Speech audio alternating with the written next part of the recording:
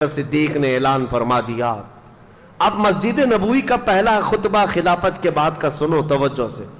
سیدنا ابو بکر صدیق رضی اللہ تعالیٰ عنہ فرماتے ہیں اے مسلمانوں اللہ سے ڈرو، کمزوروں پر ظلم نہ کرو اور نہ حق کسی کے ساتھ ظلم کا یا زیادتی کا معاملہ کبھی ہونے نہ پائے.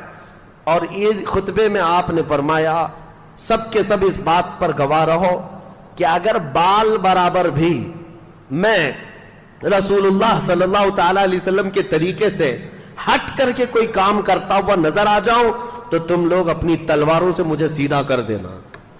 یہ وقت کا خلیفہ کہہ رہا ہے. حضرت ابو بکر صدیق نے فرمایا اگر میں بال برابر بھی ہٹ جاؤں تو تم اپنی تلواروں سے مجھے سیدھا کر دینا، اور اگر رسول اللہ صلی اللہ تعالیٰ علیہ وسلم کے بتائے ہوئے راستے پر ہی چل رہا ہوں تو تم میری بات کو قبول کر لینا. اور اس کے بعد مسجد نبوی شریف امامت کے لیے آگے بڑھتے ہیں. عزیزان گرامی وقار، آج بھی وہ مصلی امامت موجود ہے جہاں میرے آقا نے امامت فرمائی. وہ مسجد نبوی کا شروع کا حصہ نبی پاک صلی اللہ تعالیٰ علیہ وسلم کا جو محراب ہے نا، آج بھی وہ مدینے میں ہے. مسجد نبوی میں وہ محراب ویسے ہی ہے. حضرت ابو بکر صدیق جیسے ہی آئے اس محراب کو آپ نے کیا کر دیا؟ بند کر دیا. جہاں رسول کریم صلی اللہ علیہ وسلم، جیسے یہ محراب ہے، اس محراب کو بند کر کے آپ نے دیوار چندی، ایک دیوار بنائی اور پیچھے آ گئے مصلی لے کر، پیچھے کی طرف آ گئے. لوگوں نے کہا وہ رسول اللہ کا محراب، رسول کریم صلی اللہ تعالیٰ علیہ وسلم کا محراب ہے، آپ نے وہاں پر دیوار لگا دی اور آپ پیچھے مصلی لے کر کے آ گئے. اللہ اکبر، کمال عشق دیکھو. کہتے ہیں میں نہیں چاہتا کہ جہاں رسول اللہ کے قدم ہو میرے قدم ہو، بلکہ میں نے مصلی پیچھے اس لیے ہٹا لیا کہ جب میں سجدے میں جاؤں تو میرا سر وہاں ہو جہاں رسول اللہ کے قدم تھے. بخدا خدا کا یہی ہے ڈر، نہیں اور کوئی مفر مکر، جو وہاں سے ہو یہیں آ کے ہو، جو یہاں نہیں تو وہاں نہیں. اعلیٰ حضرت نے جو فرمایا ہے، حضرت ابو بکر صدیق نے کہا کہ میرا سر وہاں لگے جہاں رسول اللہ کے قدم لگتے تھے، کیونکہ حضور پیچھے کھڑے ہوتے اور پیشانی حضور کی محراب کے اندر ہوتی. آپ نے وہ پیشانی کی جگہ حضور جہاں سجدہ کرتے تھے اس کو بند کر دیا، اس لیے کہ کبھی کسی اور کا پیر وہاں نہ پڑنے پائے جہاں رسول اللہ کی پیشانی لگی.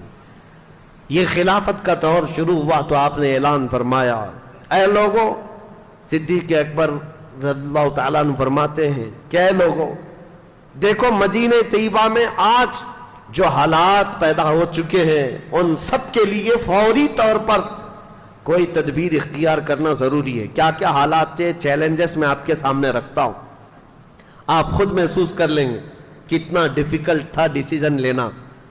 زکوٰۃ کے منکرین پیدا ہو گئے، وہ بھی سینکڑوں کی تعداد میں، کہتے ہیں زکوٰۃ ہم نہیں دیں گے. اچھا، ایک مسئلہ یہ تھا، حضور نے اپنی وفات کے چند دن پہلے ہی حضرت اسامہ بن زید، حضور صلی اللہ تعالیٰ علیہ وسلم کے منہ بولے بیٹے حضرت زید جو جنگ موطا میں شہید ہوئے، ابھی جمعہ کے بیان میں میں نے عرض کیا تھا، حضور صلی اللہ علیہ وسلم نے اپنا جھنڈا دے کر بھیجا تھا. موطا جارڈن کا ایک علاقہ ہے. یہ جنگ کیوں ہوئی تھی یہ بھی میں نے بتایا ہے. حضور صلی اللہ تعالیٰ علیہ وسلم کے قاصد صحابی حارث بن عمیر یہ روم کے بادشاہ کے پاس خط لے کر کے جا رہے تھے. بیچ میں بلقا کا ایک بادشاہ شرحبیل جس کا نام تھا، اس نے گرفتار کر کے حضور کے اس صحابی کو رسیوں میں باندھ کر ٹکڑے کر کے قتل کیا. تو اب اس قتل کے خلاف ظاہر سی بات ہے حضور صلی اللہ تعالیٰ علیہ وسلم نے صحابہ کو جمع کیا اور 3000 صحابہ کی تعداد بھیج دی، جس میں حضرت زید بن حارثہ تھے، حضور کے منہ بولے بیٹے. ان کے ہاتھ میں جھنڈا دیا اور یہ فرمایا تھا ان کے بعد جعفر طیار جھنڈا لے لیں گے، ان کے بعد عبداللہ بن رواحہ، ان کے بعد مسلمان جس کو منتخب کرے وہ جھنڈا لے، وہ سپہ سالار ہے. اور جنگ موطا میں جیسی پہنچے تھے یہ 3000 صحابہ رومیوں کی فوج 1 لاکھ کی تعداد کے برابر تھی. یہ صحابہ میں سے کوئی پیچھے ہٹا نہیں، 1 لاکھ سے لڑنے کے لیے تیار بھی ہوئے، لڑ پڑے. اور اس کے بعد حضرت زید بن حارثہ شہید ہو گئے، حضور کے منہ بولے بیٹے اس جنگ میں شہید ہوئے، پہلے شہید. اس کے بعد حضرت جعفر طیار جو حضرت علی کے سگے بھائی ہیں ان کو رومیوں نے پیٹ سے بیچ میں کاٹ کر 2 ٹکڑے کر دیے تھے، وہ شہید ہوئے۔ تیسرے حضرت عبداللہ بن رواحہ، یہ بھی شہید ہوئے۔ حالات بہت سخت تھے جنگ موتا میں، تب سارے صحابہ نے مل کر کے جھنڈا کس کے ہاتھ میں پکڑایا؟ خالد بن ولید کے ہاتھ میں۔ یہ جنگ تھی پہلی خالد بن ولید کی۔ اس جنگ موتا میں 9 تلواریں ان کے ہاتھ سے ٹوٹی، اور اس کے بعد انہوں نے جھنڈا گرنے نہیں دیا تھا۔ 3000 کی فوج کو لے کر 1 لاکھ سے لڑتے تھے، ایسے لڑتے تھے، صفوں کی صفیں درہم برہم کرتے تھے۔ شام سے پہلے رومیوں کی طرف سے اعلان ہوا کہ خالد بن ولید ایسا ہو گیا ہے کہ یہ بدکے ہوئے گھوڑے کی طرح صفیں درہم برہم کر رہا ہے، تم سب کے سب پیچھے ہٹ جاؤ اور ان کو جانے دے دو۔ رومی فوج پوری کی پوری پیچھے ہٹ گئی، اور جتنے مرے اس میں سے وہ چھوڑ کر پوری جنگ میں صرف 8 مسلمان شہید ہوئے تھے۔ 1 لاکھ لوگوں نے مل کر 3000 کا مقابلہ کیا اور 8 شہید ہوئے تھے۔ حضرت خالد بن ولید یہ پہلی فتح کر کے واپس لوٹ رہے تھے۔ جنگ موتا، یہ جنگ موتا 8 ہجری میں ہوئی ہے حضور کے۔ اس جنگ میں جو شہید ہوئے حضرت زید، ان کا غم تھا حضور کو۔ ان کے بیٹے اسامہ 19 سال کے جوان تھے۔ حضور صلی اللہ تعالی علیہ وسلم نے حضرت اسامہ کو سپہ سالار بنایا اور کہا رومیوں کو پھر سے ادھیڑنے کے لیے، ان کو اکھیڑنے کے لیے ایک فوج بھیجی جس میں 10,000 صحابہ جمع تھے۔ حضرت اسامہ بن زید کو مدینے سے روانہ کر دیا۔ اسامہ بن زید مدینے سے نکلے ہی تھے کہ حضور کی وفات ہو گئی۔ حضور کی وفات ہوتی اسامہ بن زید اور یہ پوری فوج ظاہر سی بات ہے مدینے واپس آ گئی۔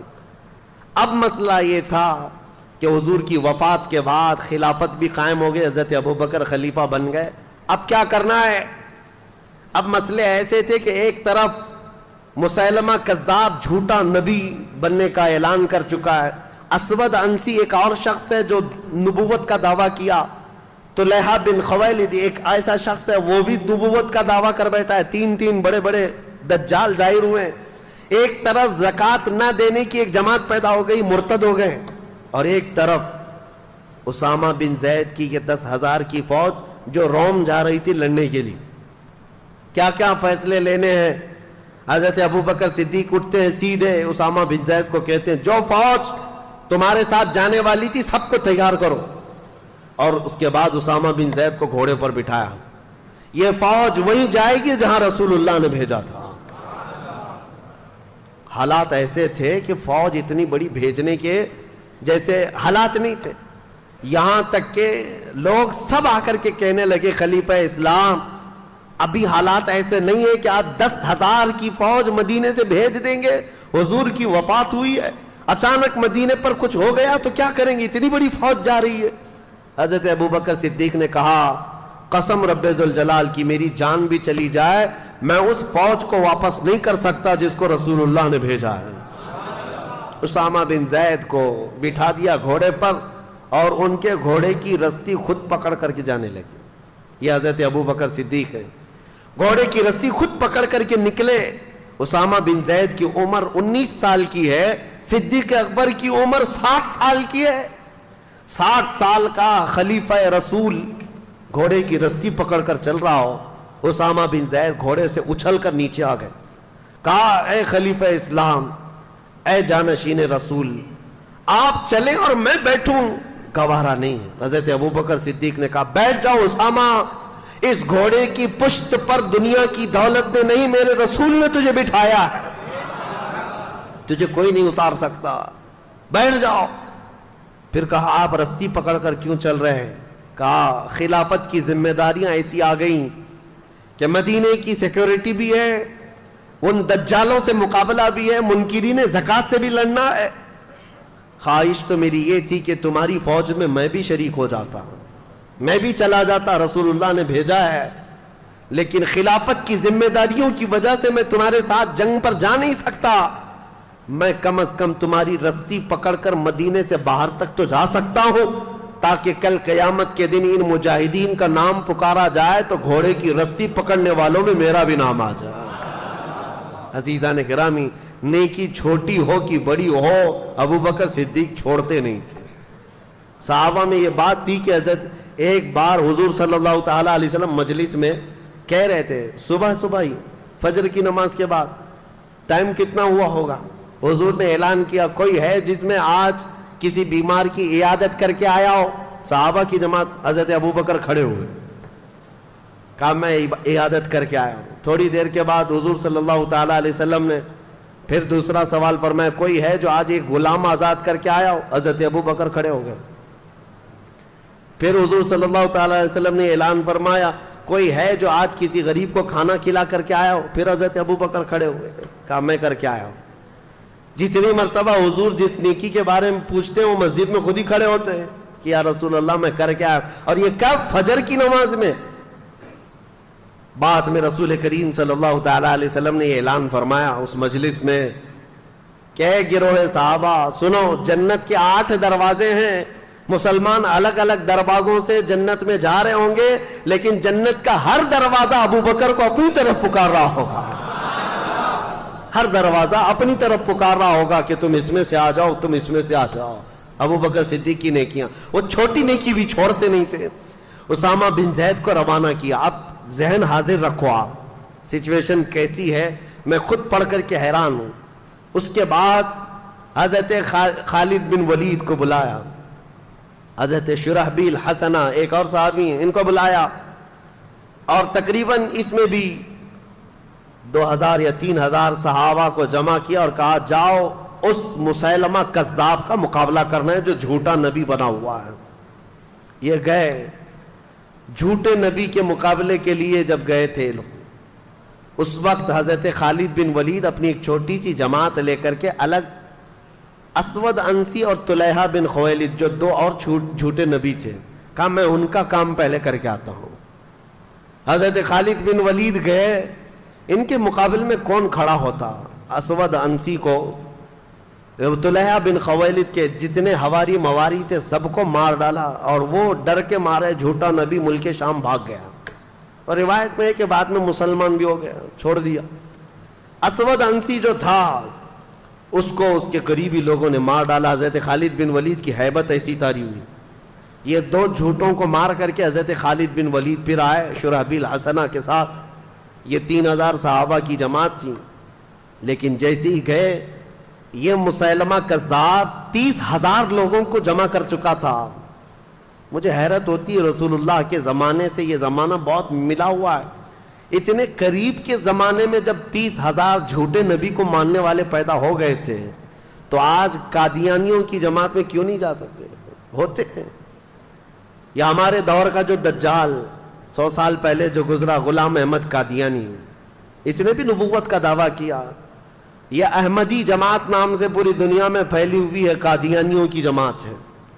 یہ اپنے آپ کو جماعت احمدیہ کہتے ہیں، اور سارے انٹرنیٹ پر بھرے ہوئے ہیں ویب سائٹ، اسلام نام سے جیسی کھولیں تو احمدی جماعت کی ویب سائٹ کھولتے ہیں۔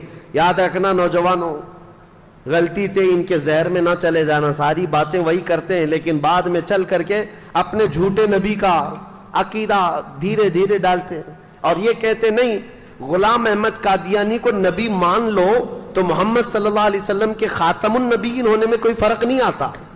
وہ رسول اللہ خاتم النبیین ہے، لیکن یہ بھی نبی ہے۔